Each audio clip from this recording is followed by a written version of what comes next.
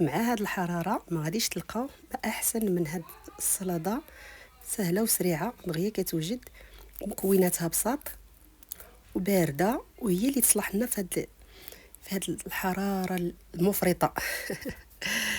هانتوما ندير فيها شويه ديال الخضره، شويه ديال الفاكهه، شويه ديال هكذا، كنوع هكا وهكا. المهم شليضه اللي غادي تعجبكم، انا متاكده. سجلوها عندكم وعاودوا ديريها، راه غادي تجيكم زوينه وغادي تعجبكم ان شاء الله باذن الله. ها نتوما شوفوا ما شاء الله كتشهي، غير في الشوفه هكذا كتشهي، ما بالك حيت تاكليها غزاله. كما قلت لكم سهله، ما كتطلبش شي مكونات، كلشي الحمد لله عندنا في الدار. غادي نتوكلوا على الله ونقادوها، نديروها للغدا ولا هكا شلاضه ولا اللي بغيتو. بسم الله على بركه الله. عندي هنايا الخص اللي غسلته ونشفته وقطعته بهذا الشكل هذا.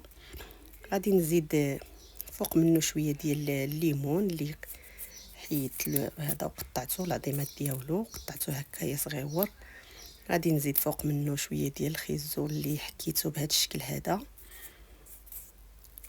وغادي نزيد شويه ديال هكا ديال البربه من الفوق اللي سلقتها هكذا.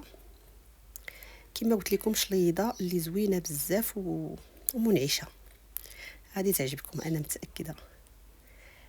درت ديك النهار شليضه بحال هذا الشكل هذا وعجبت المتتبعين ديالي، وها الشليضات انا هادو هما اللي كنفضل.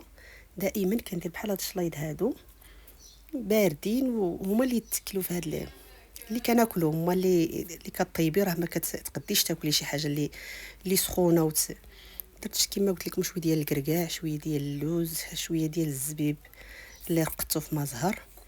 ايوا صافي غادي نقادها، وغادي نزيد فوق منها واحد الصلصه اللي غادي نرافقها بها، ولا اللي غادي نديرها فوق منها اللي كتجي حتى هي زوينه وبنينه. واحد الليمونه اللي عصرتها، زدتها شويه ديال مزهر اللي رقدت فيه هذاك الزبيب، وزدتها شويه ديال زيت البلديه صافي، وخلطتها هكذا مزيان مزيان على هذا الشكل هذا كما كتشوفوا. وغادي نديرها فوق من لاصالات ديالي،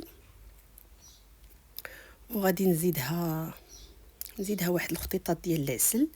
الا كانت بلديه من الاحسن. صافي هنايا غادي ندير هذاك الليمون، من بعد غادي نزيد شويه ديال العسل بهذا الشكل هذا.